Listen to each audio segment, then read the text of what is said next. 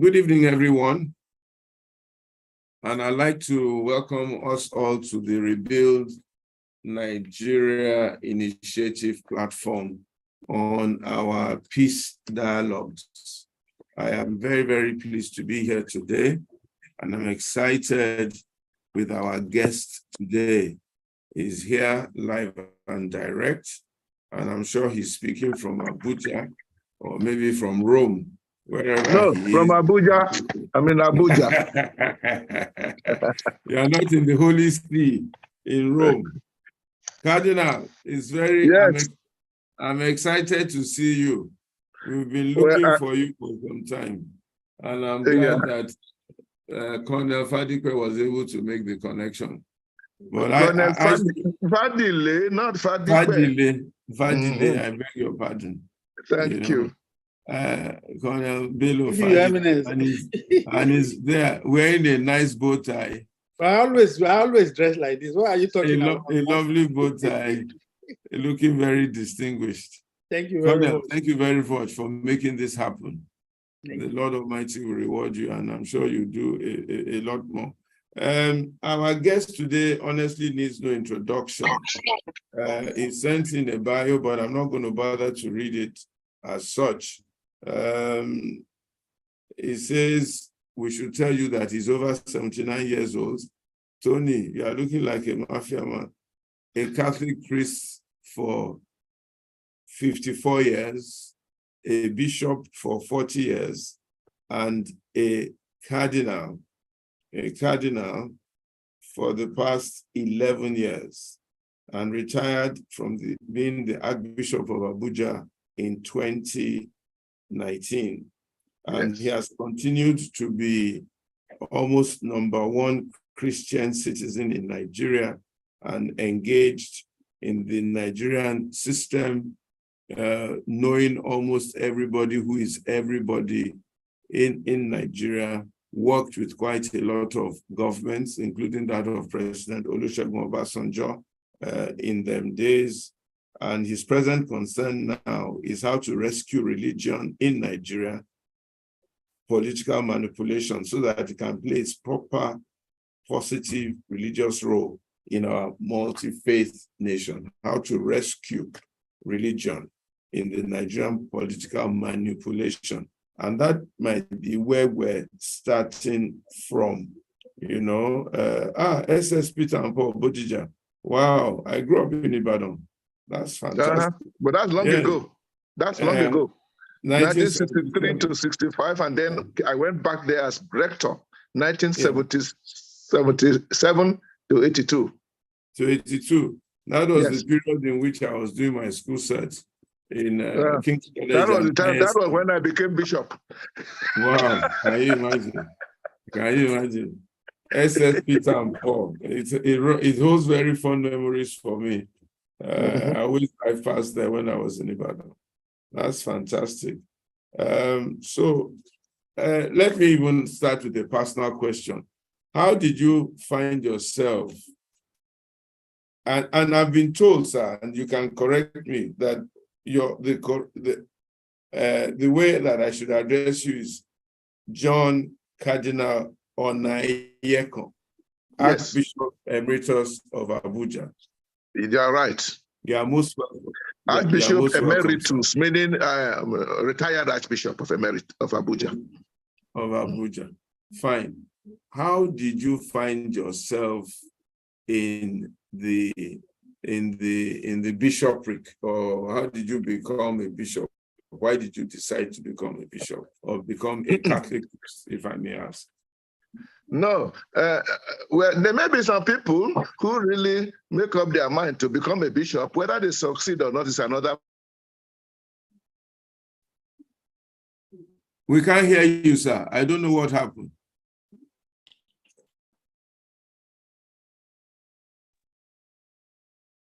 Can you hear me? Okay, we can hear you now. I think the thing went off. Hello? Yeah, we can hear you. Can hear you. Okay. And as I was saying, you asked a personal question, and I'm saying that to the best of my knowledge, and I think I know a little bit about this, you don't really aspire to be a bishop. There is no curriculum for working towards being a bishop. We normally do aspire to become a Catholic priest. And I did aspire to be a Catholic priest, which is what took me to Bodija in 1963. But once you are a Reverend Father, the rest is left for others to determine. And our movement within the Catholic hierarchy, to put it very simply, we simply say it just depends on how the Holy Spirit guides you and those who have the power to move you up or down, right or left. So that's how it was that I finished my studies. I tried to do my studies well. I was appointed director of the major seminary, which is like vice chancellor of, because the seminary is a university. It was from there that I was informed. It was from there that the Pope called me to become a bishop. And the first place they sent me to was Ilorin as an auxiliary bishop. And that is the story for most of us who are bishops. We don't aspire to it. It comes, but once it comes, you take it on as the job you have been assigned to do. Like I said, I did it for 40 years. Now I am retired as archbishop in charge of an archdiocese, but I'm still a bishop. In fact, I'm still an archbishop. I still carry out religious functions as an archbishop, like confirmations, ordinations, and so on. And for as long as the energy is there, I continue to be part of the system. Thank you very much, sir. So, but what made you decide to be a priest, if I may ask? That's really what I wanted to ask, actually. The simple question to that is that I just loved being a priest from my early childhood. I happen to come from a very Catholic home. My father is one of the first generation of Catholics in my town of Kaba. And by the time I was born, he was the leader of the Catholic community in Kaba. And he had the title of Baba Egbe, meaning the father of the community, of the group of Catholics. And I knew myself as a child as Omo Baba Egbe, with all that entails. Whether that has contributed to the fact that from early childhood, I was very close to the church, close to the Reverend Fathers. I was a mass server, and many young Catholics, by the time they are at that age, they love to be priests, and I was one of them. But among the many who love to be priests, very few eventually continue with it. I just love to be a priest. I didn't want to be anything else. Already from primary school, then secondary school, and the final decision comes after secondary school, whether you will go to the major seminary or you will go out to the university and enter the world. That's how my own story is. Strictly speaking, my own story is very straightforward. Many Reverend Fathers don't have it so easy because I never had any opposition from my parents, and I didn't have any particular challenges on the journey to the priesthood, starting from Bodija Ibadan, and I've completed my seminary training in Rome in a very prestigious university, Urbaniana University, Propaganda Fide. Not every young priest goes through that process, but that happened in my own case. And I came back and I did further studies, got doctorate in theology, biblical theology, and the rest is history. You know, one thing I want to add here is academically, my area of interest has been sacred scripture. And if I didn't become a bishop, I would have remained all the time teaching sacred scripture to young seminarians and theologians. But having been made a bishop, you became not just an academic teacher, you became a pastor, a shepherd of the flock. And that brought in a whole lot of other challenges. And as God will have it, I started my episcopal career in Ilorin, a town that you all know is very heavily Islamic. And that was my first major contact with getting to understand the Islamic faith and relationship with Muslim leaders and even Muslim scholars too. That has very greatly impacted on my life. And for more than 40 years, it has been so. So that I have, on the one hand, I have my strong conviction as a Catholic clergyman with my convictions about Christian and the Catholic faith very strong. But at the same time, I have had opportunity to relate very well, generally well, with people of other faiths, in the case of Nigeria, with people of the Islamic faith. Thank you so much, sir. You made a very strong point in the little preset you sent to us. Your major concern is how to rescue religion in Nigeria, in the Nigerian political manipulation. Can you expatiate a little bit on that, to rescue religion in the Nigerian political manipulation? Yes. And here I can look back at the development of things in our country in the past 40 years. For a long time, we have been managing to work well together as Christians and Muslims in the country. And at some point, even I was very, very optimistic that we were becoming and I've repeated this in international fora, we were becoming a country we could present as a model to the world of how you can have a nation where you have Christians and Muslims with equal numerical and political clout, living together as in peace and harmony. And we're working towards that. And when I say until some in the last 10, 15 years, I'm afraid, things began to take a different turn, in the sense that we began to see the whole problem of religion becoming very fanatical. We began to see certain people carrying guns and shooting in the name of religion, which we didn't have before. And that has affected our relationship. I know, everybody knows that the Boko Haram are just a very small minority of Muslims. But what many people don't know is that they did quite a lot of damage to the good relationship between Christians and Muslims in Nigeria. And that has not yet, we have not recovered yet from that. Add on to that the political game in Nigeria. Right now, we are in the middle of it. Utterances, not only from politicians, but from some people who call themselves religious leaders, where they do not allow a religion to simply be what it is, namely a way of serving God and through God serving neighbor, and not making it a sort of bargaining chip for political positions. And once it becomes that, unfortunately, difficulties arise. My hope is that we will get over that. There are structures on ground for Christian, Muslim, we call the word we use is dialogue. And I still believe that those structures should be allowed to continue to operate. And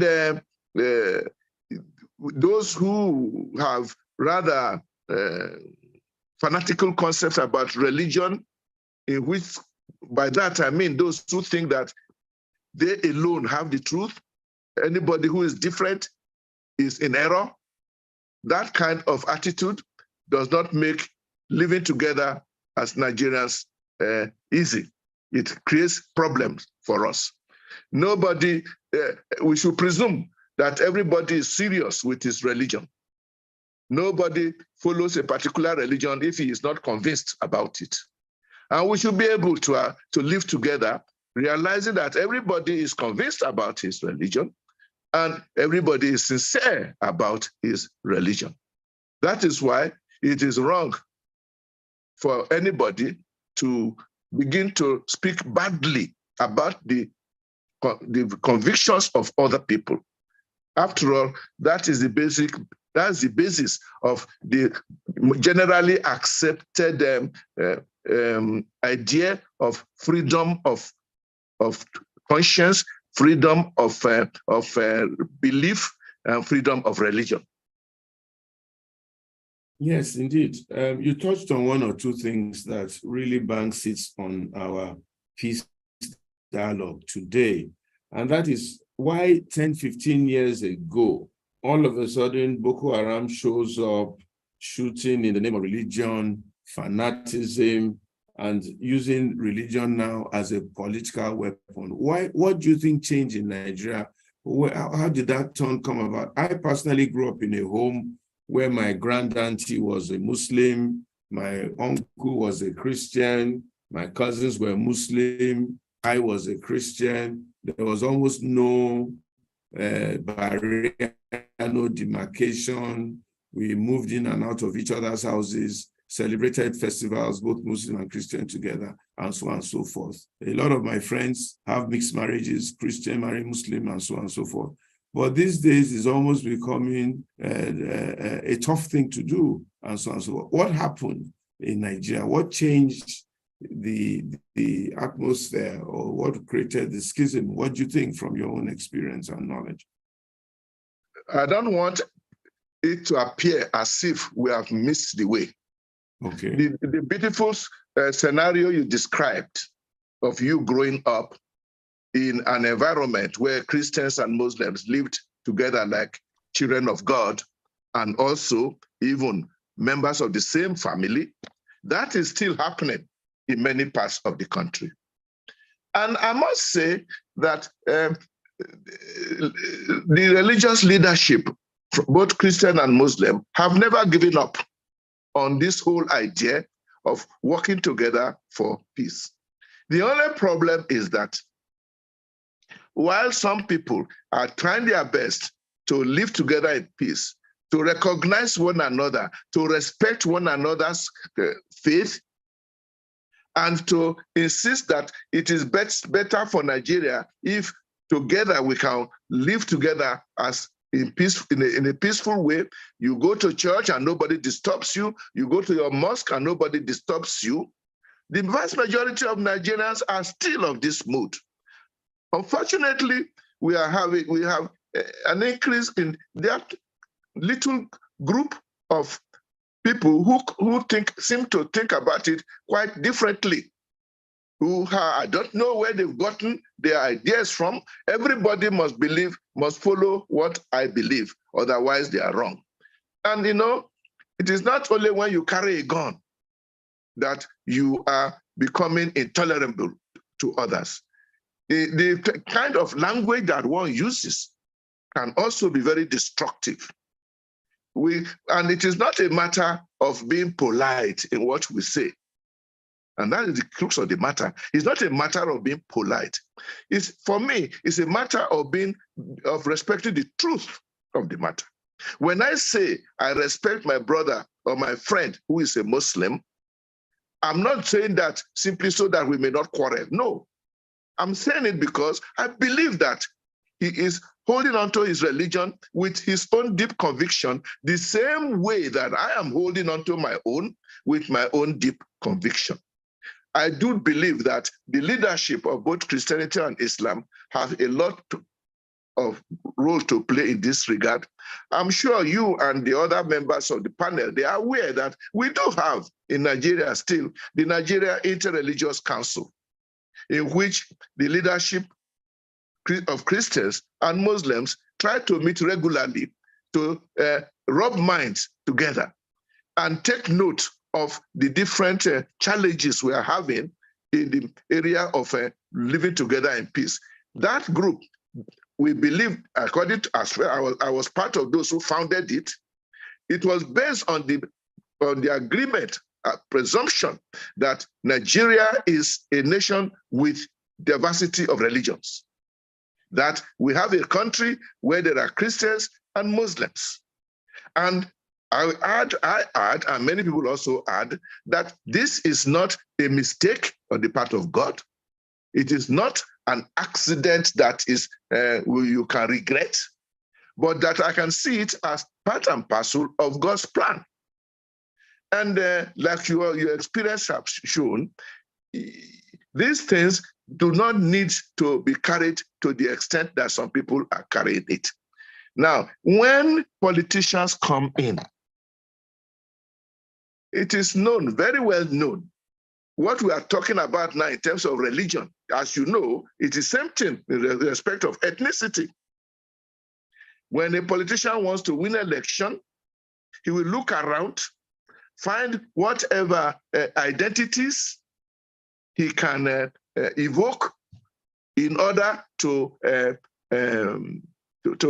get an advantage over his opponents.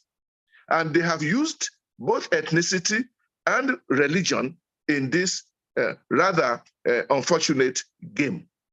When politicians are unable to marshal out their manifestos and what they have in mind for the good of the people, it is easy enough to simply say, I'm fighting for you because we are Yorubas are badly treated.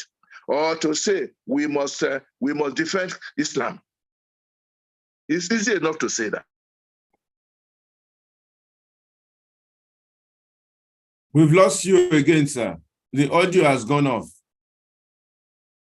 Your audio. I have not stopped it.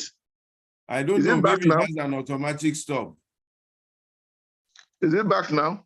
It's back now. We can hear you now. Okay. I'm glad that people heard me so far. Sometimes it's worse than this.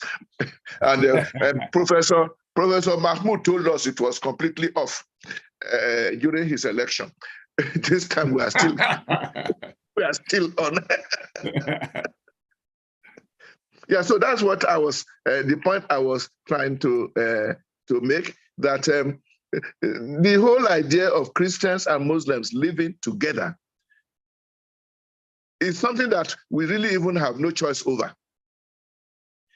We cannot decide now, or anybody who decides now, that every Nigerian must be Christian, because Jesus Christ said, go preach, make disciples of all nations. And you begin to operate as if anybody who is not a Christian has should not be considered as a human being. I will tell you that Jesus didn't send us on that errand. Jesus sent us on an errand to preach peace, to preach goodness, to preach good relationships among ourselves. He also told, and we do that by preaching his message. And his message is basically message of peace. And when we operate at that level, we will actually discover that a lot of our basic ideas, basic values coincide. And when we coincide, we can then work together. Let me give you an example. I don't see any religion. Christianity does not preach that you should steal. And Islam does not preach that you should steal. So both Christians and Muslims are preaching integrity. In a country that integrity has become a challenge, and to be honest, has become almost like being heroic, this is where Christians and Muslims have a common message.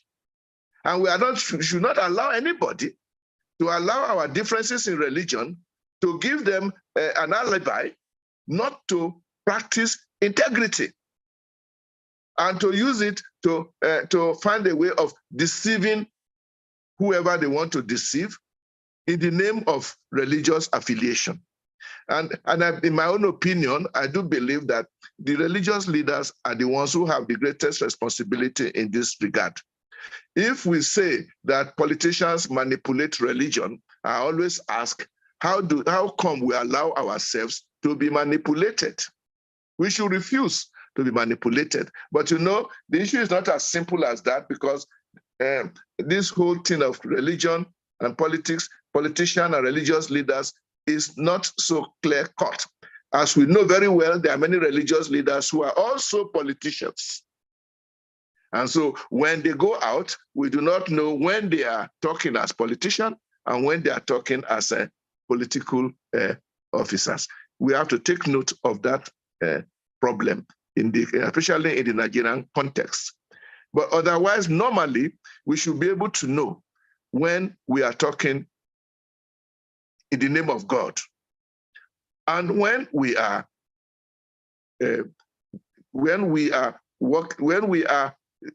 trying to convince people with regard to political positions and offices. Thank you very much, sir. You mentioned the Nigerian Interreligious Council, and I also know that you and the Sultan of Sokoto, who I'm sure is a very good friend of yours, you've been working together for many years, and I have sat at one or two of these meetings before in Abuja, if you remember very well. And yes. I think in one of those councils with you. You've been working together. What has the Interreligious Council been doing? What was their response, for example, to Boko Haram? And in your own opinion, to have peace, at least interreligious peace or peace among the different religions, including idol worship or whatever it is we have in Nigeria, what would be the steps that you would recommend and guide that we as Nigerians should do, and maybe even the government should do, and should there be any legislature or whatever it is to drive this process? Well, my brother, two things I want to say. First of all, to the best of my knowledge, there are no idol worshippers in Nigeria. Those who are still worshiping God according to the way that our ancestors did, they are not idol worshippers. Okay, fair enough. That is noted. And I have spent more than 40 years of my life preaching in Europe and America that they should nobody should call my ancestors pagans anymore. That we are not. That the only place I found pagans, many people who don't believe in God. The only place I found pagans is over there in Europe, not here. Not here. We have to normally the name they don't call themselves pagans. Maybe we call them Yoruba, they will be Orisha, because Orisha is the center of their worship. But they say worship God. First point. The second point, which is more interesting, it's good that you raised the issue of my relationship with the Sultan, especially Sultan Saad Abubakar. He knew me long before I knew him. When he was still a young officer. He was a young officer in Ilorin when I was a young bishop in Ilorin. That is between 1983 and 1990. He said he was following me because I came to speak at Sabo Barracks when he was a captain. I spoke at Sabo Barrack about just when there was a coup, and I spoke so clearly, but according to him, so courageously that he said, this young bishop is somebody. And he had been following my progress. I didn't know him. But as fate will have it, he became Sultan of Sokoto after his uncle perished. May his soul rest in peace, Machido. He became Sultan of Sokoto at the time that I was president of the Christian Association of Nigeria.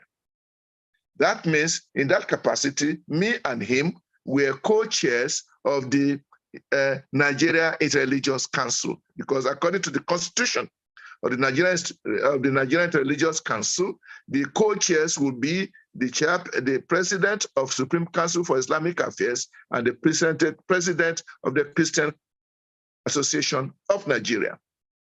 But unlike the Sultan, who is there for life, the president of the Christian Association of Nigeria is there for a term of office. My term was over, and a new camp president took over. And then on the level of NIREC, the Sultan had to deal with whoever is camp president. For some moment, there were some challenges of relationship, but that is another story. As at now, I must say, the relationship between the Sultan and the present president of the Christian Association of Nigeria, that is Archbishop Daniel Oko, is very good.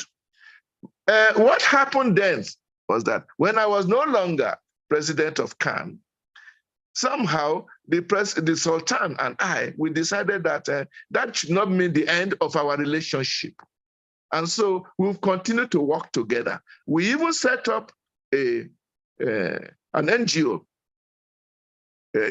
meaning Interfaith Initiative for Peace in Nigeria. Interfaith Initiative for Peace, IIP, where we brought together I brought some Christians, he brought some Muslims. This is a free organization. And we'll be doing a lot of little work here and there. But NAREC is different because NAREC is semi-official. The people in NAREC, they represent their churches and they represent Islam. So, and because they are official, they also have some amount of clout.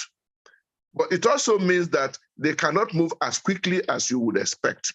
But I wouldn't say that they are not moving. In fact, I believe that things could have been worse in Nigeria if there was no NAREC.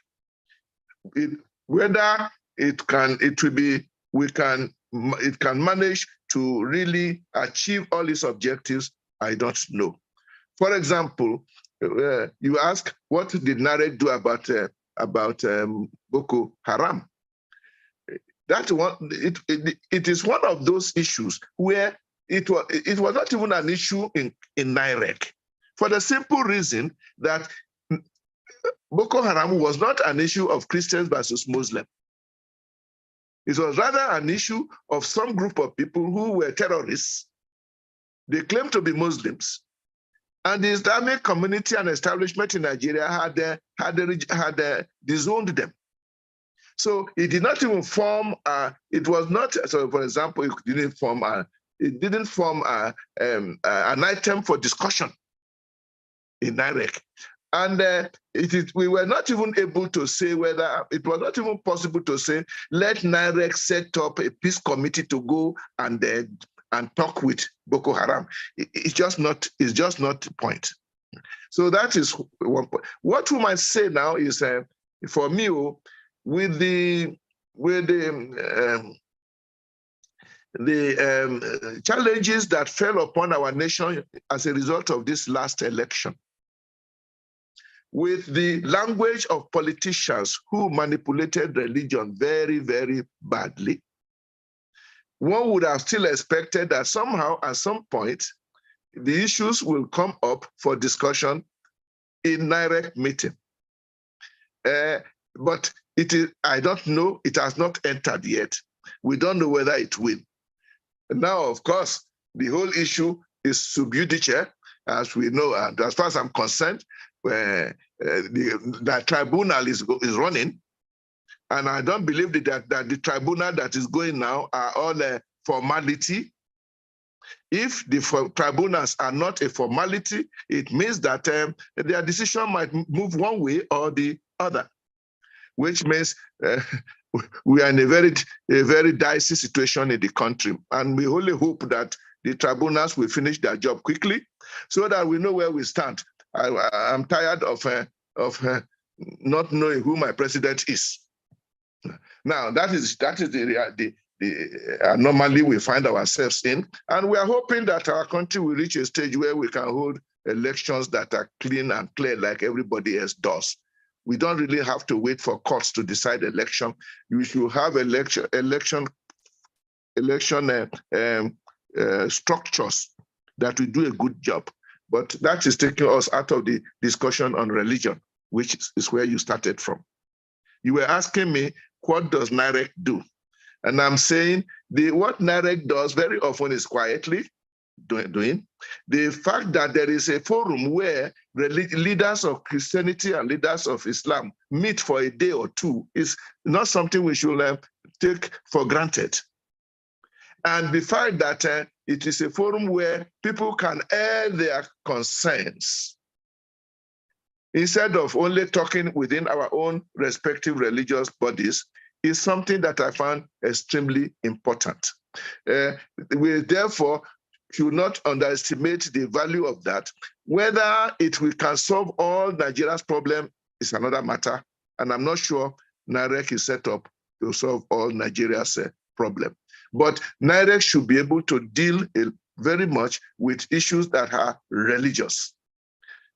On this, we have a problem because the whole idea of the place of religion in how our nation is run is still a matter that is causing a lot of misunderstanding. And as you know, we don't all agree in this matter. And unfortunately, if we want peace, and especially religious peace, we must agree on this. What is the role of religion in our public life? Thank you very much. You made a comment as to we're not quite sitting strong on who the president is. I think because there's still cases in court. Would you want to comment on how you think the last election went in terms of its administration? And also, you've made a small allusion to it, the various embers of religion and ethnicity that were really, really stirred up during the campaigns and subsequently. What do you think is what's your opinion of the conduct of those elections? Would it be termed as free and fair? And I don't know what you think of the present situation we're in, where there's still cases in court and so on and so forth. And how can we prevent these kind of things in the future? Here I must be careful what I say. As they say, we are sub judice. when you are sub judice, you don't discuss, you don't talk too much when you are sub judice. You are waiting for the courts to decide. But that apart, we have been told over and over again that there's nowhere in the world where elections are perfect. But I beg to say, it does not help us. So because there's nowhere in the world where elections are perfect, therefore we can go ahead and carry out stupid elections. It doesn't make sense now.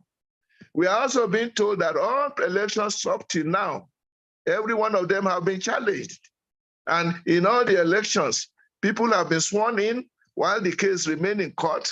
And invariably, after dragging, they tell us that those who are challenging the election have not proved their case. And the president continues before. And that therefore, we are in that situation now.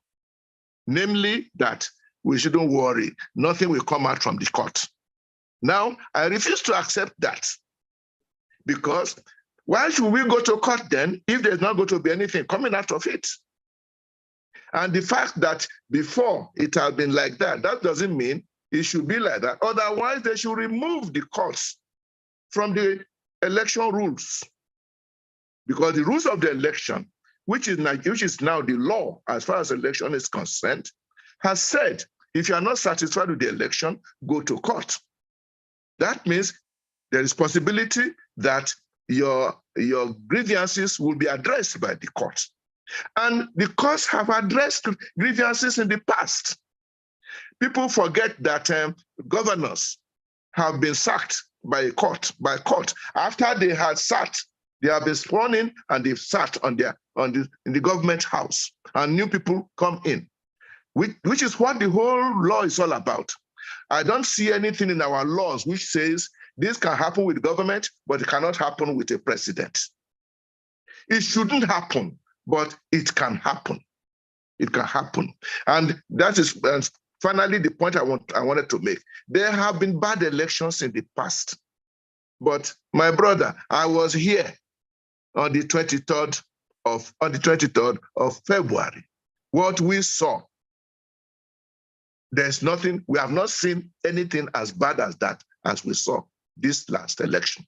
So it is certainly not business as it's worse than before. And by the way, it was not the whole election that was bad, because actually a lot of work was done to do a good election. And the INEC and Professor Mahmoud explained to all of us before the election, and he got all of us convinced that everything is in place. You can go to bed and sleep. We are going to make an election the kind you have never seen before. That was the promise they gave us. By the way, on the same day, 23rd of February, most of us do agree that the senatorial elections and the elections for the houses of representatives were well done. The results went well. What happened to the presidential election is still the mystery that we are waiting to hear explained. Unfortunately, the same virus seemed to have been carried over 2 weeks later or 3 weeks later when we had the governorship elections in the states. There have been, and we cannot say that those elections were all very well done. And I'm saying elections is a part and parcel, an essential part and parcel of a democratic process. We cannot simply allow ourselves to be ready to just resign ourselves to having elections that are not credible. We should not accept it, because when we do, we end up all the time having leaders who claim to have been elected by us, and we are not sure if we elected them. And maybe they themselves know that we have not elected them. Because I believe that if there had been a rigging, it did not happen by chance. Some people did plan the rigging and they know themselves. And maybe the court will never find them out. But as a religious leader, I keep reminding them, if you rig an election, even if the court does not catch you, don't forget, God saw you. God saw you. And it is not right. And we are talking of the topic of our discussion is pathway to national peace and reconciliation. This is a pathway. If we do not face the issue of good elections in Nigeria, we will not have any road to national peace and reconciliation, not to talk of progress and prosperity, development. And election is not rock science now. Countries all over the world are carrying out elections. We ought to have by now learned how to run good elections, and it means we must totally review. And this has been done, totally review the rules that guide our elections. I know that Yaradua did a good thing before he died. He asked for the rules of election to be looked at by a very good committee, and they came out with a report, which is still hanging there now. And with the result, with the kind of situation we've had in the last few months, we reread the Waste Commission report, and we said, if this report had been accepted, we would not be where we are now. But it's not too late, my brother. The country can still move forward because the nation is great. My fear is that we have been used to settling down for doing things in a bad way, and we say, let's manage it, let's move on. Let's move on. We want peace. You can get peace, but what kind of peace? There's no reason why we shouldn't be able to do a free, fair, and credible election. After that, governments will move well. The people will have confidence in their leaders, and the leaders will have confidence in themselves. And for those of them who are abroad, diaspora, they will be happy to come back home. All this is suspended now. Let us hope that the courts will finish. Whatever decision of the court is not my problem. It is their job. Whatever they rule, the only person who can talk to them, the court, is God himself, because they have the final say. Well, okay, there is appeal court. If the appeal court rules and some people don't like it, they can always go to Supreme. But at the end of the day, there's Supreme Court which has no more appeal. The country will still go on, but we should always know that when things are not done well, things. We've lost you again, sir. Your volume, sir. Your audio. If we've lost this audio, okay. Hello. Yeah, go ahead, sir. We can hear you now. Yeah, we can hear you. I honestly don't know what is happening. I'm saying we cannot continue to manage with bad things being done. Because what we are saying now about elections and politics is the same problem we've been having about our economy and the rules of our economy. If you don't do things the way it should be done, you can't expect things to run the way it should run. And that is a basic rule. And I think it is in the interest of all of us, those of us who still have voice to shout, we shall continue to shout and say, do things well. You don't turn black into white and white into black. You do not make laws that are immoral and think because you have legalized it, it is now okay. There are many issues that has happened that way. Impunity that really is not good for any nation, that you can get away with anything, no matter how badly you have done it. That is why Nigeria is not the big nation we expect it to be.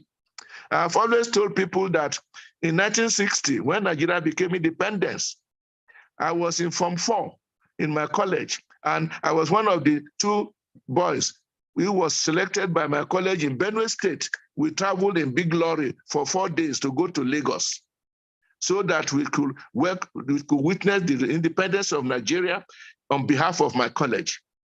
And I came back to the college, and we gave a talk to our students in the college, St. Michael's Secondary School, Alede, and we told them, we were there. We saw when they brought down the Union Jack and when they raised up this beautiful white green flag.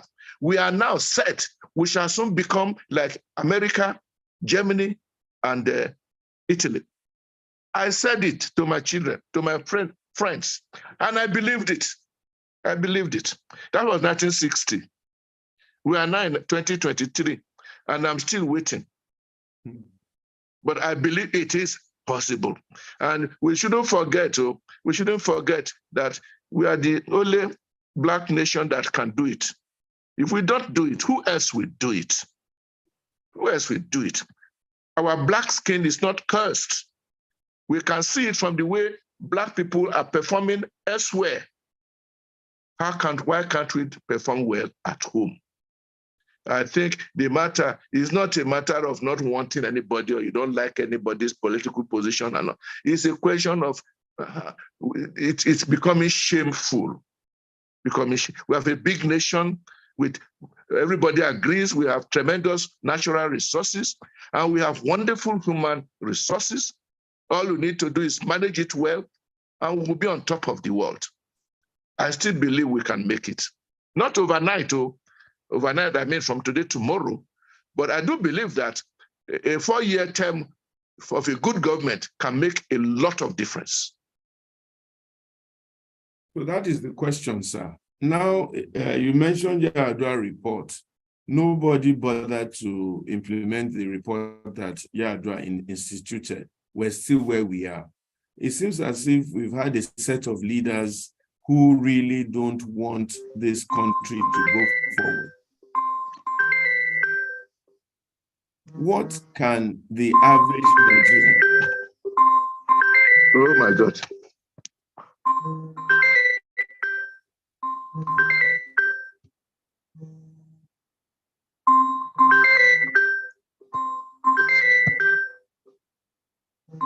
Somebody is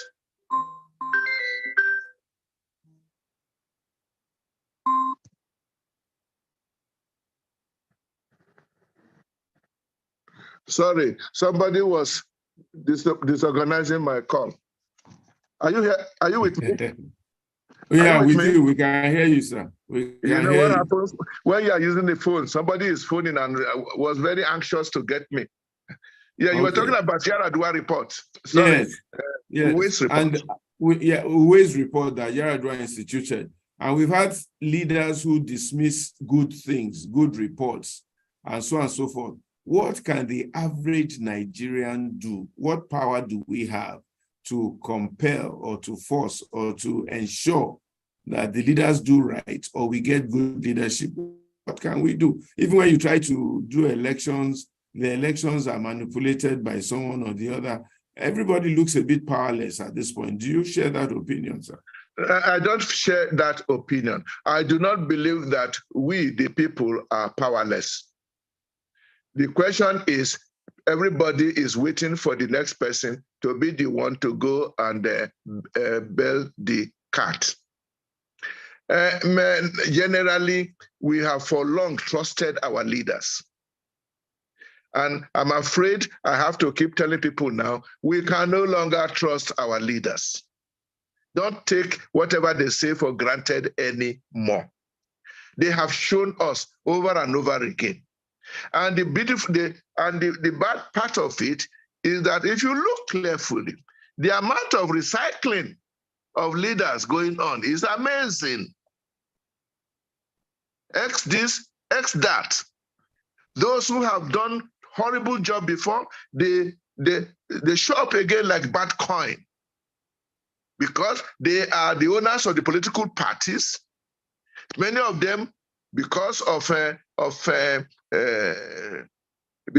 they have manipulated the financial situation of the country, they become very rich, and because they have access to a lot of money, they also have a lot of power, and they are able, therefore, to practically do whatever they like without caring what the people are saying. What I don't believe that the people cannot do anything. For example, what we are doing now is what we should be doing. More and more people should be talking and say, no, this is not right. I have said myself long ago that it was not right to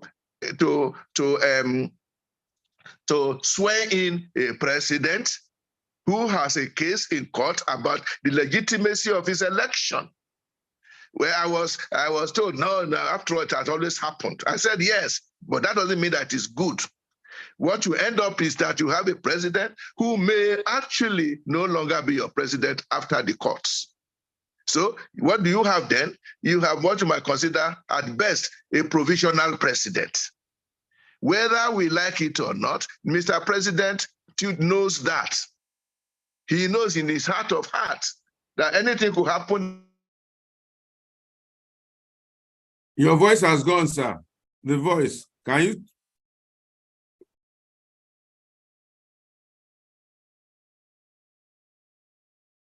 We still Hello? can hear you. Good. We can hear you now. Yeah. So I think we should continue to refuse to say some people, because they are powerful, they can do whatever they like and get away with it.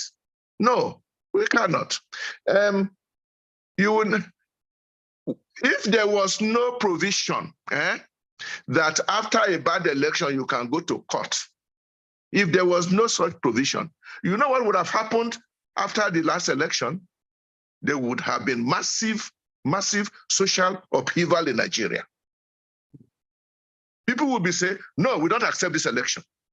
And it would have been impossible for anybody, police, army, to keep them down. But a lot of people were saying, okay, they said if the thing is not good, you can go to court. So let's go to court. And as you know, I know, for example, Obi went out of his way to keep telling all his followers, keep calm, don't go violent. We have been told to go to court. I believe in the court. When we get to the court, justice will be done, and people have taken that up. My fear now is, if in the courts there is a general feeling that justice has not been done, it will be terrible. And I'm praying that it doesn't happen. Now, even those who are powerful, they are not deaf. When they realize that the general people, there's something that they cannot, but just, they cannot simply ignore what the poor people are saying. Some of the steps that Tinubu is taking now is are they not? The thing has gone off again. It's all right. Are you in now? We can hear you, sir. Are we on? We're on, sir, yeah. Okay. Some of the steps, some of the decisions that we are hearing from the office of Mr. Tinubu.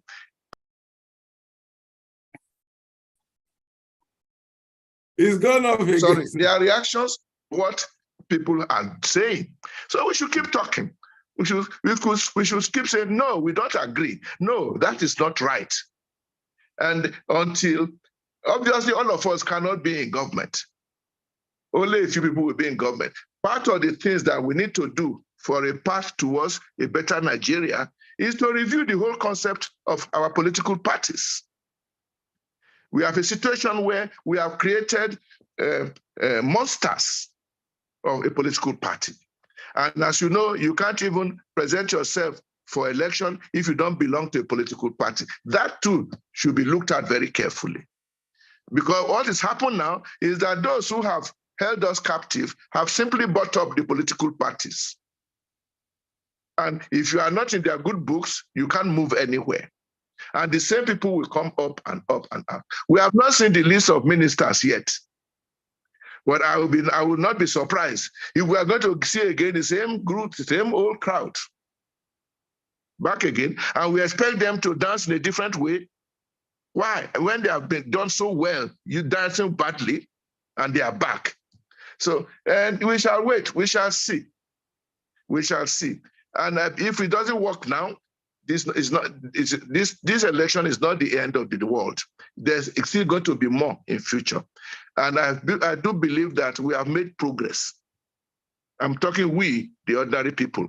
You know, there's one funny thing. The system itself has completely emasculated the people in this whole matter.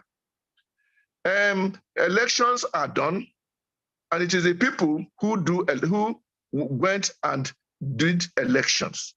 We voted. Even the candidates who presented themselves are passive actors in this process. They sit there and are waiting to be voted for. We, the people who voted, when we end up voting and we are not happy with how the votes have gone, we are told that we have no local standing to contest or to protest. It's only the candidate that can go to court. I cannot. But I believe we should have a situation where any voter could say, I cast my vote and my vote was rubbished. And on the basis of that, in the name of other people who feel the same way with him, go forward. But we don't have the room for that in our Nigerian system, like many other things. But we are waiting. We are waiting to see. The idea is that the political parties are supposed to represent the people. But we have seen now that most of the time, the political parties have become a group of those who have managed to find themselves among that group of politicians. And the politicians in Nigeria have not done the census, but I don't believe that there are more than 100,000 people in all the political parties. Can't carry members, so they are not many, but they determine everything.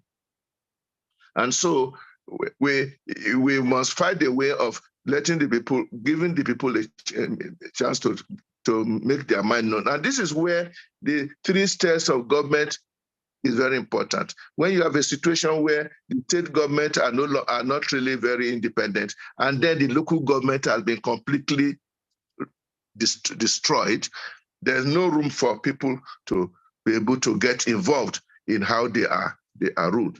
All these are paths to national peace and reconciliation. We have to have a good look at all that. How we shall do, I don't know, because some of us who are not happy with the status quo, we know that there are many people who have gained a lot from the status quo, and they don't want a change. They don't want any change. So it is not a new thing. The only thing is that it doesn't last forever. It does not last forever. You are there today, tomorrow you are not there. The destiny of the nation will go ahead, and those who can speak should continue speaking. Like the prophets of old in the Bible, they did not talk only when they have nice things to say. And they talk even when what they are saying is not acceptable to the powers that be. But if it is the truth, it must be said. And the beautiful thing is that when one is telling the truth, you are satisfied that you are making a contribution. When the truth is going to come out, nobody knows. But it is not, the truth is never wasted. It's never wasted. Thank you very much, sir. You've spoken Thank so you very well. much. I think we have gotten very close. Yeah, we're getting closer. So I just want you to go back and just give us whatever other pointers that you have in the pathway to national peace and reconciliation. We have spoken about the changing of the electoral process. We have spoken about conducting free and fair elections. We have spoken about the truth not being wasted and as many people as possible to speak up and tell the truth and make sure that the people themselves are not emasculated and they can take back the power. What are the other pointers do you think we should do as a nation? The other pointer I have, I'm not the only one who will be saying it. I think we need a proper review of our fundamental social contract. Fundamental social contract, which we call the Constitution of Nigeria, the Grundnorm. The idea is that the leaders have an agreement with us, the ruled, that they will do what we need, what we want, and we put them there and we pay them well for doing the job. And the rules of how we should be ruled are there. There's been so much complaints about the Constitution. So whenever things are not going well, you try to resolve it. You certainly get somebody pull out something from the Constitution, saying that it is in the Constitution. So all kinds of terrible things are happening because the Constitution that we have has been so badly put together. There are too many lacunae. There are too many contradictions. And we have seen that every effort at constitutional review has not really done much good to the matter. And I believe when we go back to the history of the constitution we are running, we realize that it was a constitution drawn up under military regime. When are we going to have the courage to say we need a new constitution and have one that respects basic rules of democracy and that takes note of universal freedoms, fundamental human rights that is accepted all over the world? That is one point I think we should look forward to. There's another point that I think is we need to think seriously about. The South Africans, thanks to Nelson Mandela, whose day is going to be celebrated next Tuesday, came up with a truth and reconciliation project. Nelson Mandela inherited a nation that was very badly broken, where apartheid had committed huge crimes over a period of 40 years. And he got this very special inspiration that we can sit together as a nation, look at our past hurts, where we have hurt one another, accept the truth, forgive one another, reconcile, and move forward. The situation in Nigeria is getting close to that. A lot of people are hurt, and we still don't want to address issues of hurt. We have a tendency to just live in denial, pretending that everything is fine. We have not been able to come together to look at those things which have continued to be intractable and look.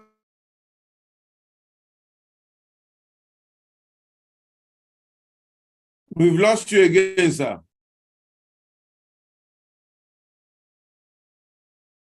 Hello. And it's not ahead. much. We can hear you now. Yes. We should think seriously about some kind of truth and reconciliation committee. For example, dealing with corruption, endemic corruption. I once had a small project which never went off ground. That if we are going to pursue corrupt people, then almost everybody who ever held office in Nigeria would have to come and stand trial, because everybody has been stealing. In order to go forward, we need to find a way where we can say, tell the truth. How much did you steal? And we agree. And then you leave you with enough to live comfortably, and we move forward and forgive you. Don't send you to jail and all that thing, but just let's forgive one another because the nation can forgive. Somebody was talking about Boko Haram and the bandits. If we are going to gather all of them, we either decide we are going to round them all up and kill all of them, or if we think we have the courage to call them and they are ready to come and talk together, and the nation should be in a position to offer some amount of, not amnesty, but forgiveness. Because I don't believe in the concept, the way it has been practiced, the concept of amnesty.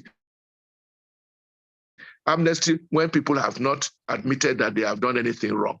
So that is another area. How it will go, I don't know yet, but if it is an idea that is floated, we can work around it. To conclude is this: we are living an anomaly here. A country that has is rich in natural and human resources, and yet wallowing in poverty. We have to ask ourselves, what is wrong? And it's not enough to say what Chinua Achebe said, that the problem with Nigeria is leadership. We have to find out how come we are not getting the right kind of leadership. How come we are wallowing in poverty when we should be doing well?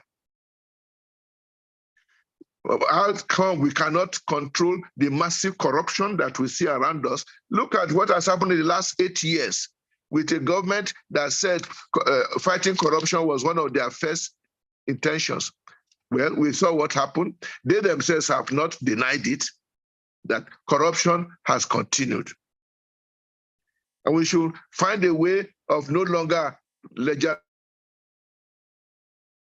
legitimizing any form of criminality. Whatever is wrong is wrong. And the intolerable gap between the rich and the poor. And that gap is growing every day. People are now saying that we used to have a middle class who were dignified gentlemen. Now they are almost getting extinct. Meanwhile, there are very few people who are very rich who no longer move around in cars. They are moving around in private jets, even if there is no airport in their village. But they are so rich that they can send their wives to Paris for the weekend for shopping in their private jet. In a country where there are families that are struggling to find just one room to put themselves, man and his wife, and generally they also have 4 or 5 children. We are still debating whether the minimum wage should be 30,000 or whatever. While the members of the National Assembly, we are told, are going home every month with over is it 15 million or 20 million? I don't know how many millions. All this just doesn't make sense. And where there is so much gap between the rich and the poor, then anger increases, tension rises, and the pot is boiling. The pot is boiling, or to use another word, the bomb is ticking. The bomb. We shouldn't wait until it explodes before we know what to do. We should address all these issues. Thank you so much, sir. Thank you very much for giving me the opportunity to air my mind. I've been talking maybe rather openly, perhaps carelessly, but at this point that we are in Nigeria, I don't believe that we can be afraid of saying anything because it is careless. No, we are not talking carelessly. We are telling the truth as we see it. And may the Lord God bless our nation. Those who have found themselves now in position of authority, God has put it in their hands. They must know too that they are responsible not only to us to make sure they use their power well, they are also responsible to God, to whom they are going to give account of how they use the power in their hands. At that stage, they are not going to ask whether you won election or you did not win election. The part is that you got power. How did you use it? Very, very good, sir. And thank you for being frank and bold. And I think we need a lot more people like you to be able to speak up in Nigeria. Before we let you go, sir, I don't know if you have a few minutes for some questions from our audience. There might be one or two people who want some questions and some comments from you. And if there's any other issues. I will appreciate comments. Questions, well, I don't answer every question because I don't have answers to every questions, but just carry on. Okay. And then also, if you have any other thing you want to add as you answer those questions, please, you do that. Mr. Frederick, please unmute yourself and make your question or comment very, very quick, straight to the point. We don't want to keep Cardinal for too long. Thank you. Mr. Frederick? Thank you. Unmute yourself. Yeah. Thank you very much. Sir, my question is straight. During the killing, the system is showing that I cannot put on my video. That is why my video is not on. During the continuing killing in Nigeria, there was a time that churches decided to protest.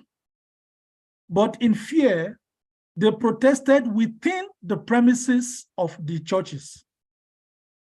Recently, the former governor, okay, I can put on my video now. So I was saying that the church protested within the confines of the churches. They were too afraid to go to the street to protest. They protested within the fences to challenge the killings going on in Nigeria.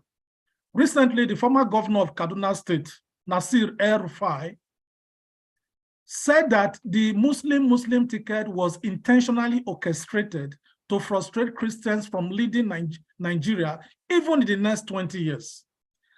Few weeks later, after he rethought what he said, he now tried to reconstruct what he said, but we know what he said. Now, the reaction of the Christian Association of Nigeria was that, oh, don't mind El-Rufai, he's just seeking relevance. Sir, do you think in a world where we have churches who speak and the government listens, in a world where we have Christian political parties, are you sure that the churches in Nigeria have done enough with what is going on in terms of governance? Thank you, sir.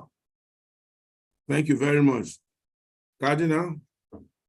And first of all, I want to inform him that the Catholic bishops of Nigeria, 2-3 years ago, we dressed all in black soutane and marched from the Ecumenical Center near the Central Bank of Nigeria through the streets of Garki until our church in Area 3 Garki. And it was in protest against the massive insecurity, particularly attack against churches. Actually, nobody stopped us. On the contrary, the police were around to protect our march. By the way, many of the policemen were also our Catholic people. So I do not think that there is any law to stop us from protesting. The only question is, what do you gain from it? Does it make any much of a difference? If there is need to hit the streets, I'm sure Christians will do so. Sometimes they will tell you get permission before you demonstrate, but I've not come across that. By the way, we are on the streets for religious processions, and with proper.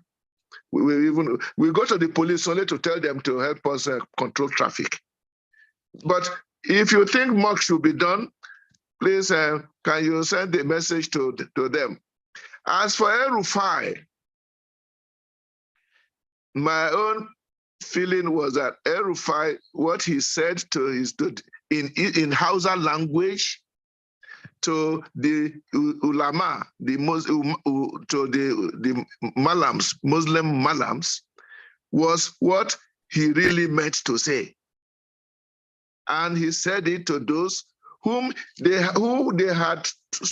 had got instruction before the elections to make sure they preached in all mosques in favor of the Muslim ticket. And in fact, the remarks of El-Rufai was more or less telling those Malams, thank you very much, you did a good job. Because you were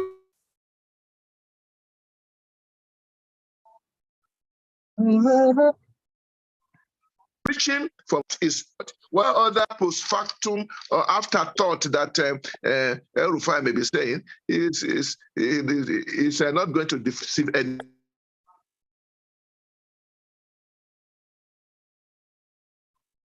Thinks that short 20 years, he's entitled to his dreams.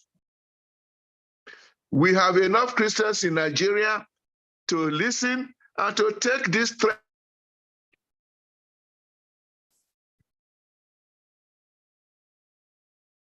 seriously. That will not fly. That is all I'm expecting. And the reply of Khan to him was simply that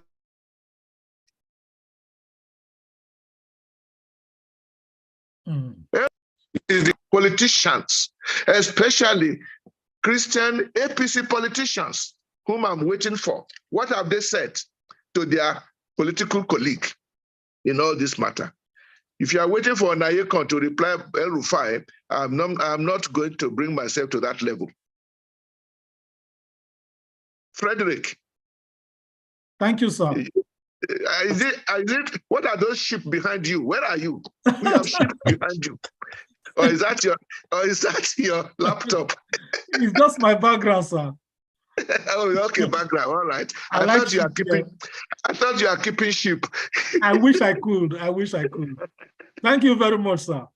Thank you. Thank you, Frederick. And my sister, Miss Yemisi Kuti, your hands are up. Yes, it's always so good to be with you on this crusade, Pastor Itwa, for a better Nigeria. And most of us are right behind you. I'm delighted to see our Reverend Onayekon and his passionate appeal to Nigerians and politicians and judges to do the right thing. My question is that we've noticed the decadence that has pervaded Nigeria. The lowering of morals and ethics and standards and values over the years. I'm 75 years old, so I have a little bit of knowledge of where we were and where we are now.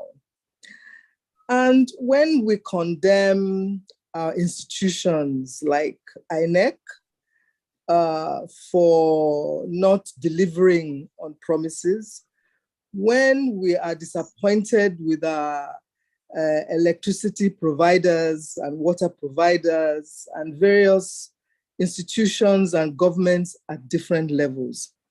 My observation is that it's Nigerians that operate in these systems, whether it is in INEC or NEPA or wherever. And my question is, sir,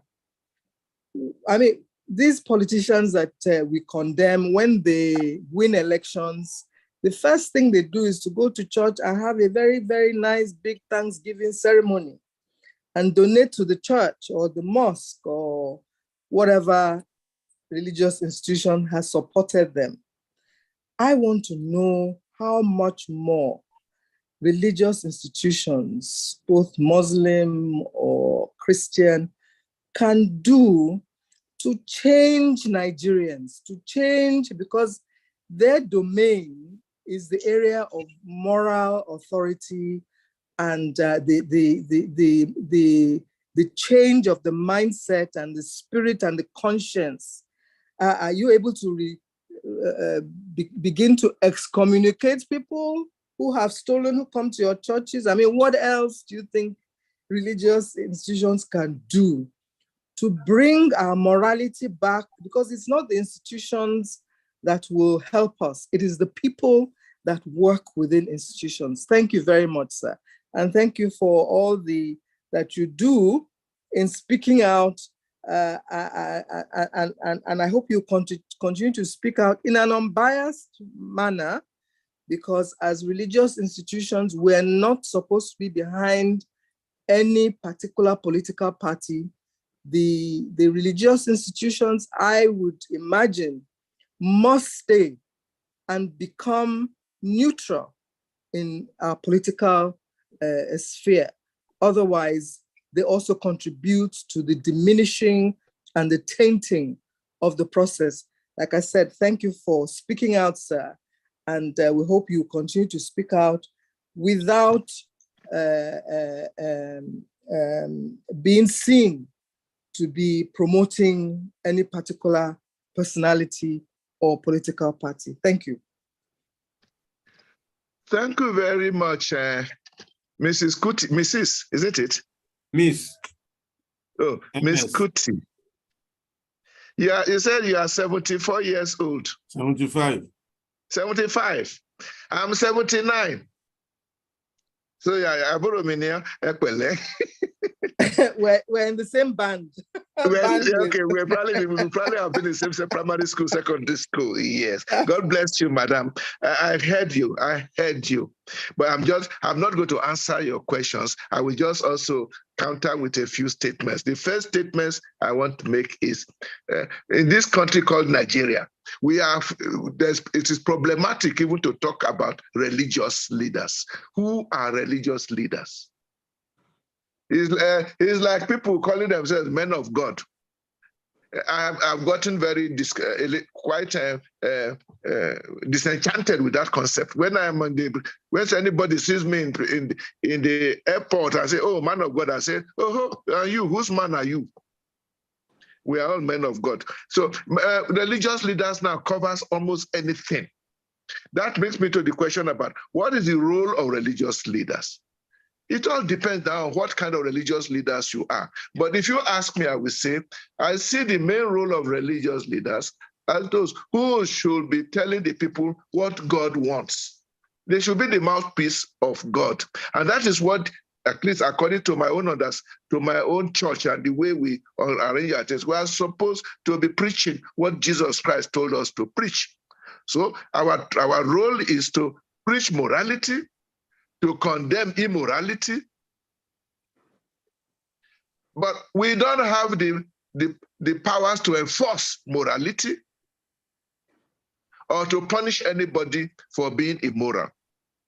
And here we have a problem in our relationship with Islam, because Islam, with the idea of the Sharia, includes preaching with enforcement of morality. And I've always said that in a country like Nigeria, this kind of thing just cannot work. Anyway, that's another thing. So my first point is the main purpose of religion is to preach the right thing. If we are preaching the right thing and people are doing the wrong thing, I do not think we should put the blame on the religious leaders. And that brings me to the second question, the second point.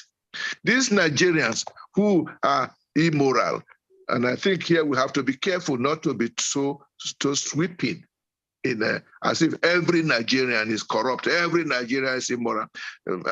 I know many Nigerians, both high and low, who are doing their best to behave properly, to be decent individuals and so on. So we must take note of that too. Otherwise, we just destroy ourselves unnecessarily. But there are a good number of Nigerians who are really, especially those who are in charge of affairs, who should be running affairs well, and those who are supposed to be regulating affairs and refuse to regulate, those who are supposed to be in charge of law and order and are causing disorder. Those are the people who are creating the problem for us. The question I will raise is that these same Nigerians who are immoral and so on, they step out of this country, they land in New York or in London or in Frankfurt, and they behave well. They behave well. Not because any religious leader is telling them to behave well, but because the system The system does not allow, the system has a limit to how much you can misbehave. So I'm afraid I have to go back to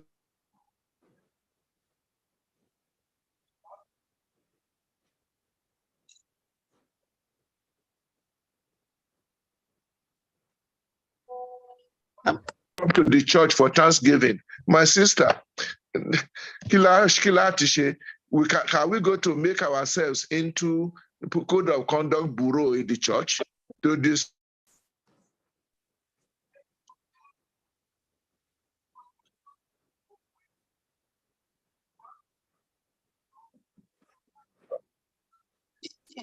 From that stealing, I will beg him to please take it back to where he stole it from.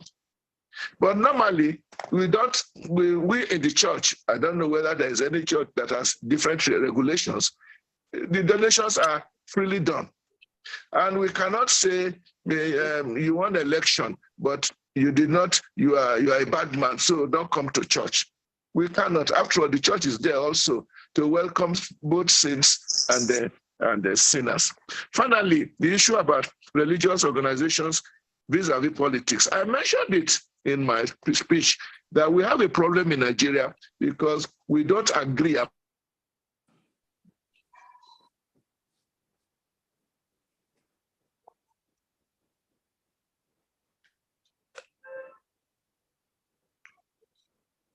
Political parties, not to talk of standing election. If you do, you either step down from the clergy.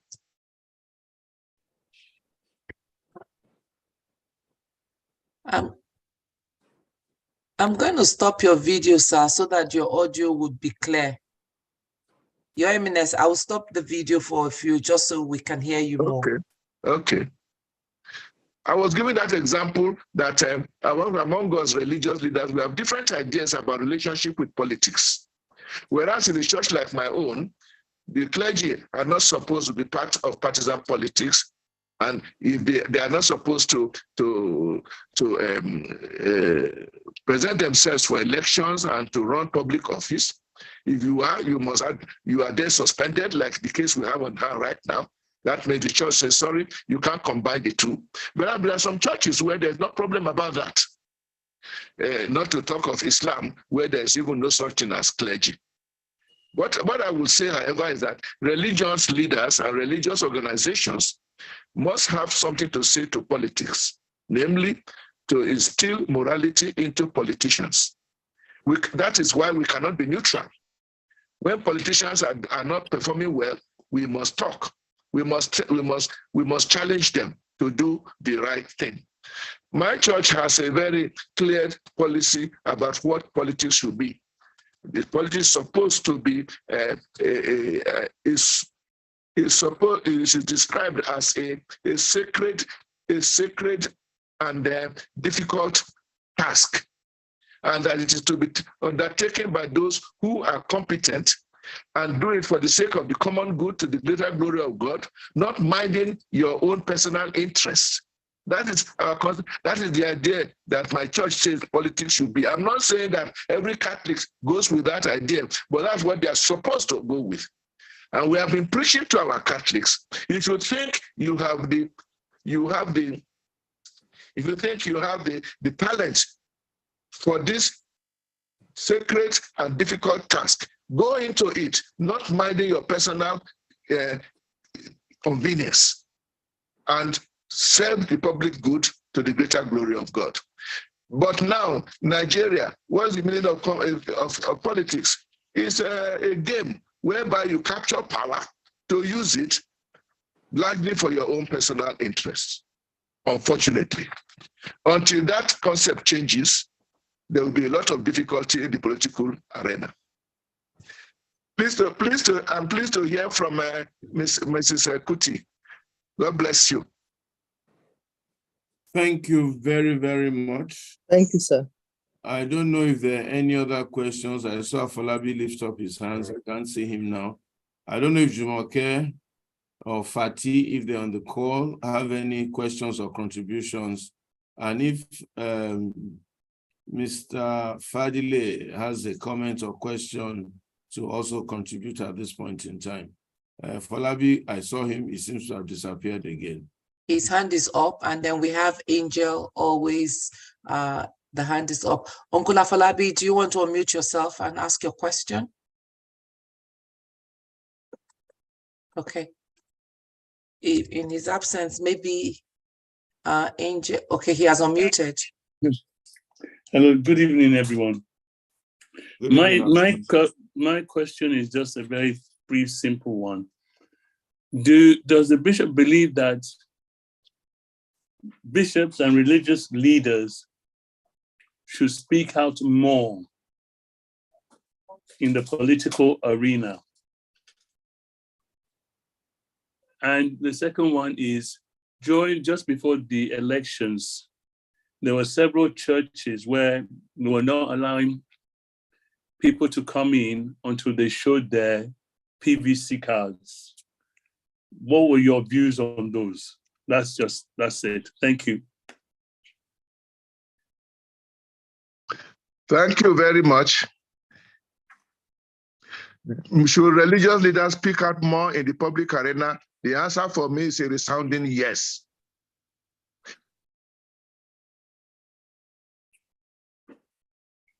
We've lost your voice, sir.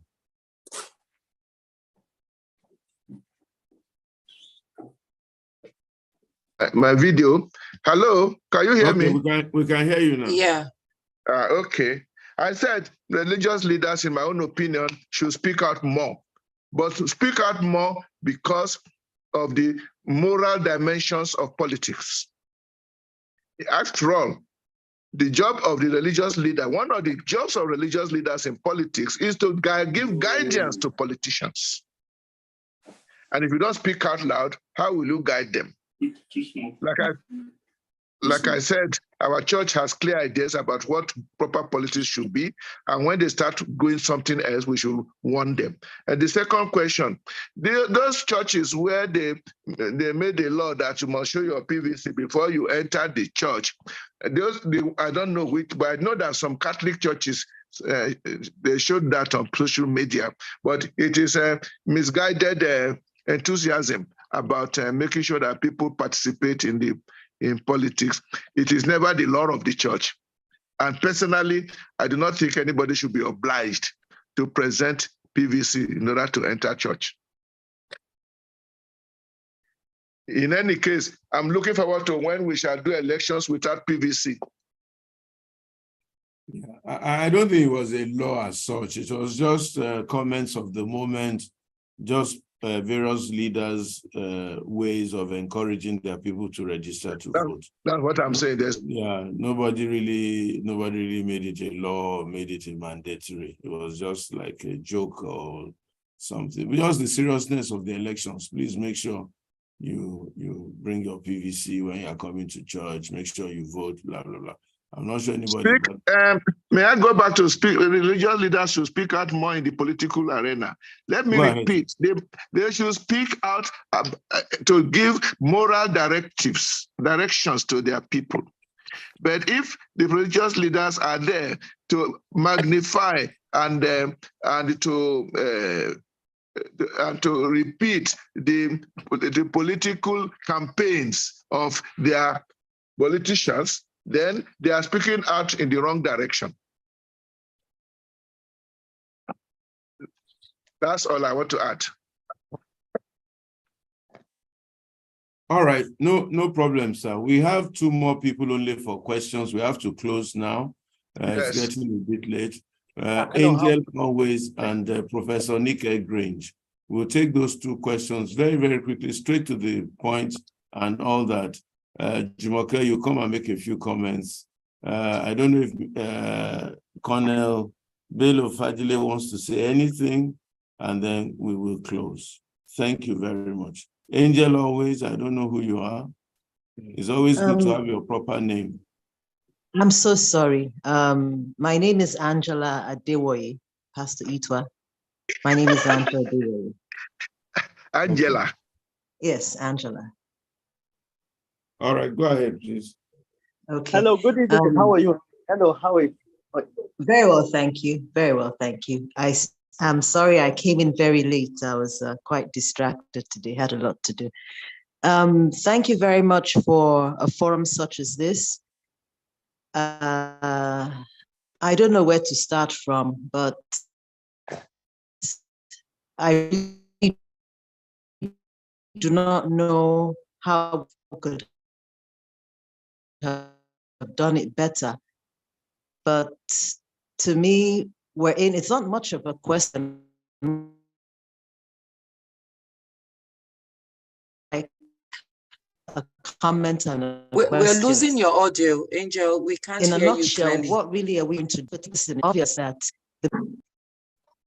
I beg your pardon, ma'am. What did you say I should do? We were losing your audio for a bit there. Okay, is this better now? Yes. Okay. It's like there are very few of us against so many of them. After election, post-election, it's been very alarming, the moral compass of people around us. Is it a question of people just being silent that are good, or people not just caring? It is very, very scary. Two, I wonder how we went down this road, how we got so far down this road. Thirdly, I think a bit more should be looked at the study of sociology, society. I think a lot of these problems come from socialization and the basic family unit that has been practically destroyed. Look at staff that work for some of us.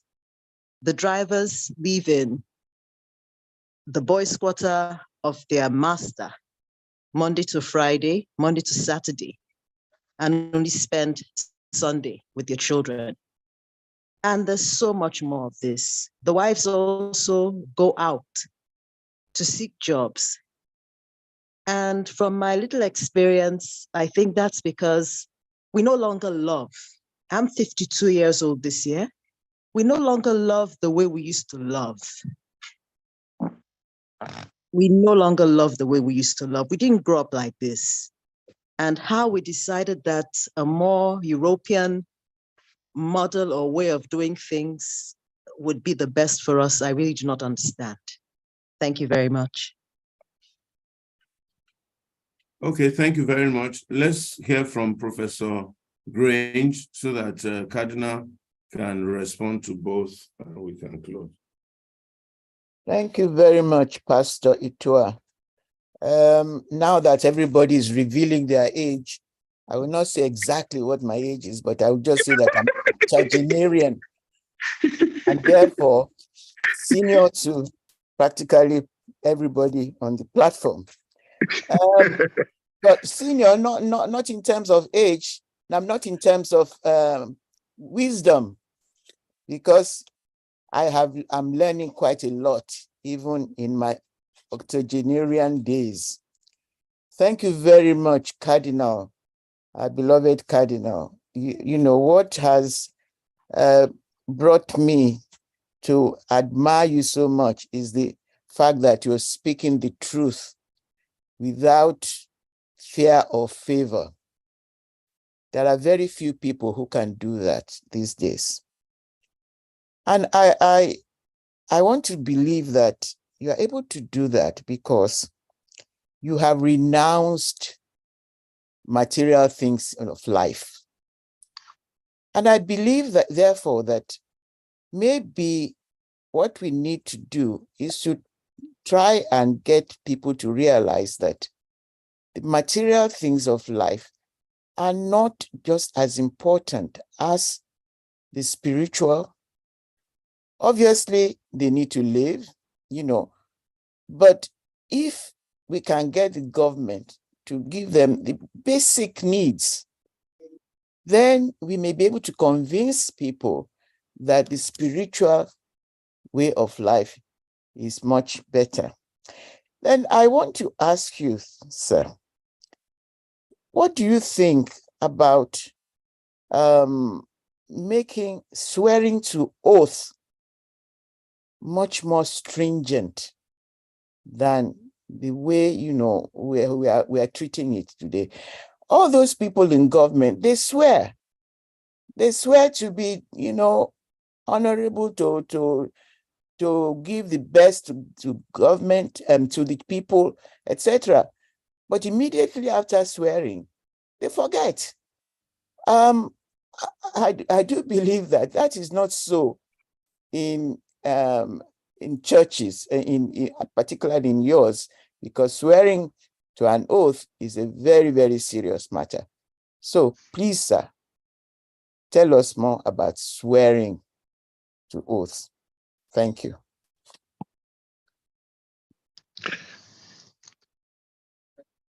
Am I on now? Yeah, go ahead, sir. Let me start from Professor Grange, my senior. Prof, are you the one who was with us here as Minister of Health? Oh, yes. Oh, yes. Oh, yes. God bless you, man.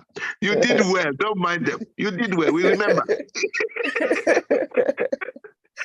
You did well. Don't mind them. We were watching. We were watching.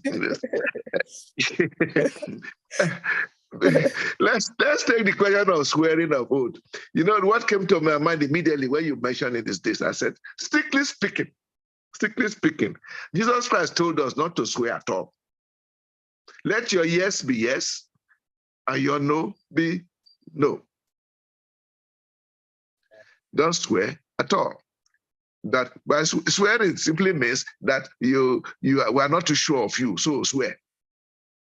But as you know that Yoruba, I'm Yoruba, not only we Yorubas, people are saying that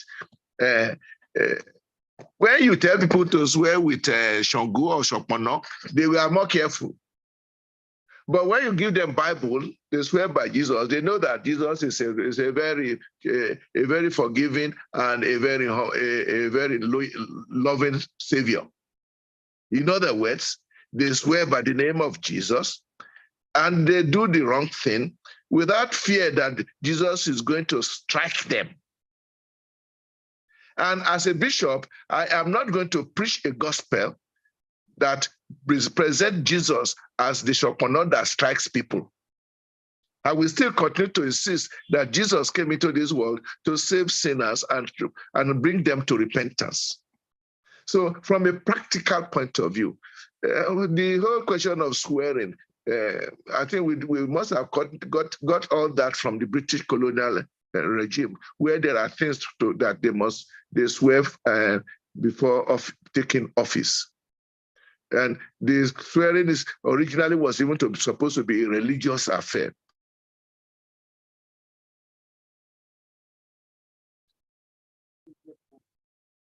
We lost your voice, sir. We lost the voice. I don't know what to do. Is it back now? Yeah, hello? Yeah, we can hear you. Yeah, I said before, originally the swearing that we got through the British was swearing that was supposed to be a religious exercise. But the moment, as it is now, swearing is just a government protocol and a government bureaucracy. And because it's like that, people swear not considering it as having any moral force, which is why they will swear and still steal and do something different from what they swear to do. Personally, I would think we should forget about the swearing. It is neither here nor there. Rather, pursue those who do the wrong thing and make them pay if they do badly. That is what I would rather think. Madam, thank you very much. You are congratulating me for speaking the truth without fear. We lost your voice, sir.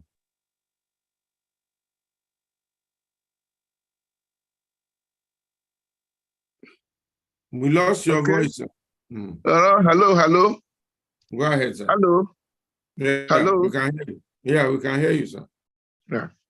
I just want, before my voice goes again, I just want to tell Madam that thank you for the mention you made about speaking loud and clear. I just want to make it clear that honestly, I have been speaking, and up till now, I have not felt myself as being in danger by speaking loud and clear. In other words, I have not felt that anybody has harassed me for speaking loud and clear. On the contrary, even I've been getting a sort of commendation like that of you, Professor Grange. So it doesn't cost me too much to tell the truth. And what I'm trying to say is this: let Nigerians not be afraid of telling the truth. It doesn't cost too much to tell the truth. If you're afraid of losing a little bit, lose a little bit, but speak the truth. Now, can I go to Angel? Go ahead, sir. Angel says there are few of us against many of them. I don't know who are these many of them.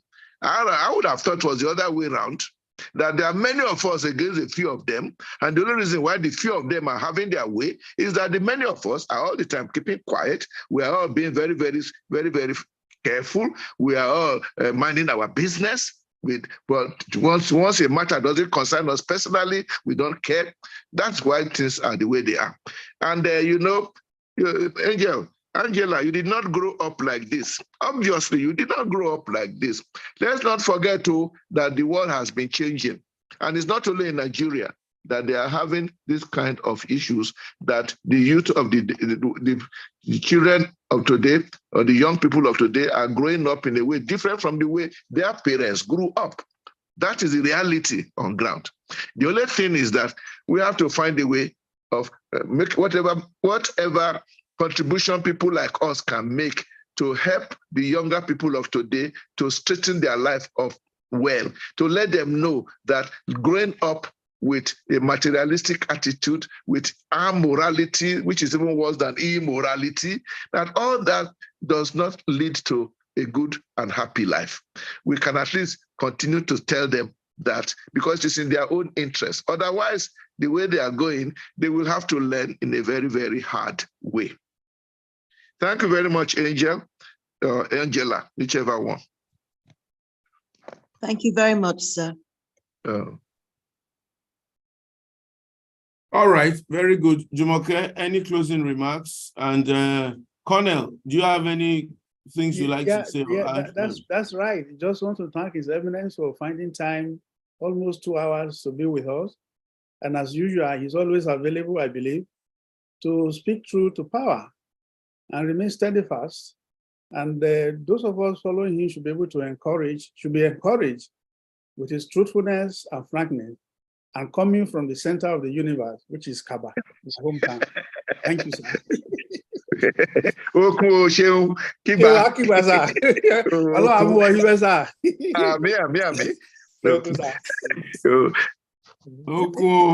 That is debatable. Elohim is the center of the universe. So oh yes, Kaba is the center of the universe. We know that long ago. Oh yes. All right, yes. No problem. I just want to also... Any closing remarks, please? Yeah, I just want to also lend my voice. Thank you very, very much. Yeah, to thanking His Eminence for the time that he has spent with us today, and also to ask how we can move this to a national conversation. He did talk about forgiveness and reconciliation. How do we amplify that on a more national level instead of the siloed projects or initiatives that we are working on, to make it more global so that we are all coming to the table to pursue this peace and reconciliation for the nation. Thank you, sir. If Cardinal wants to speak to that, or we should just close. No, I will just tell, what's the name of the lady who has just spoken? Jumoke. Jumoke. You are the moderator or something. You have been, yes. Yeah, what you are saying, it will happen. It will happen. As you know, this is not the only group that is doing this kind of thing. No. Other people are doing this kind of thing online. We are having so many meetings like this in person in Abuja. Different groups are talking. And I think we should allow that to happen. people talk here, let us, provided nobody stops us from gathering and talking. We must thank God, though, that in Nigeria, no matter how bad things are, generally, we have freedom of speech. We can gather. If you try half of this in many African countries, they will simply invade your premises and pack people into Black Maria and many of my colleagues in many of the African countries, they don't dare to talk freely. But for the same reason that we have so many newspapers in Nigeria and there are only two little sheets of paper in some other countries. So we should thank God at least for that. Since for as long as we can continue to talk, there is hope that it will go global the way or national the way you are saying it. One way or the other. Once we have if we have a government that settles, then one would have a channel to present this kind of.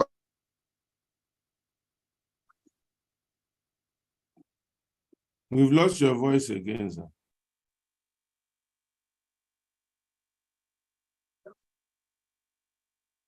Hello. Yeah, go ahead, sir.